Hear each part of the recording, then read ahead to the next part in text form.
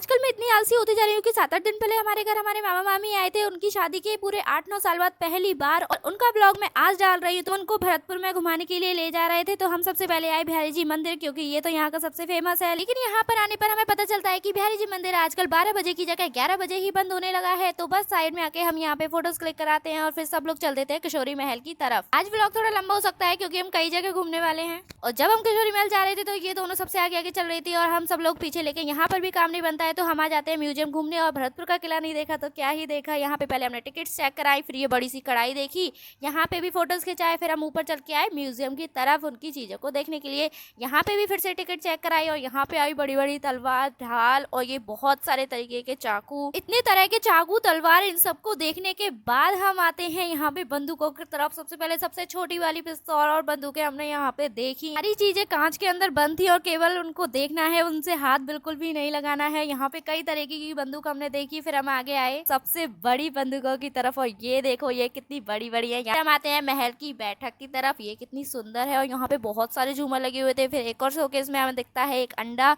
और यहाँ पे बहुत सारे तराजू और बाट रखे हुए थे और यहाँ पे ये सब्जी और फल बने हुए थे मिट्टी वगैरह से। हाथ वाले पंखे भी रखे हुए थे और इस वाले खेल का नाम तो आप कमेंट में बता ही दोगे, ये तो मुझे पता है। म्यूजियम की सारी चीजें देखने के बाद एक चीज तो रह गई कि ये इतना बड़ा पंखा जिसको हाथ से लाके हवा किया करते थे। फिर एक और शोकेस में आए, फिर एक और में, ऐसे ही हमने सारी चीजें एक एक करके देखी। फिर हम बहुत सारी सीढ़ियां चढ़ के सबसे ऊपर वाली बिल्डिंग पे आ गए जहाँ पे बने थे ये 56 खंबे। यहाँ पे हमें धूप का बिल्कुल एहसास भी नहीं हुआ, बहुत ही अच्छी हवा चल रही थी। उसका मजा लेते हुए मेरी बहन यहाँ पे रील बनाने लगी इन खंबों के साथ। यहाँ पे ऊपर का व्यू एकदम मस्त था, ग्रीनरी से भरा हुआ। फिर हम नीचे आए और यहाँ पे महाराजा और महारानी के वस्त्र देखे। उसके बाद आए हम हमाम घर यानी कि स्नान घर में और यहाँ पे वॉल पेंटिंग इतनी सुंदर बनी हुई थी छत पे और ये था हमारे पुराने जमाने का बाथ टब। सभी अपने अपने पोजेस लेके खड़े हुए थे कि मेरा फोटो खींचो और कैमरामैन था छोटा सा मंथन।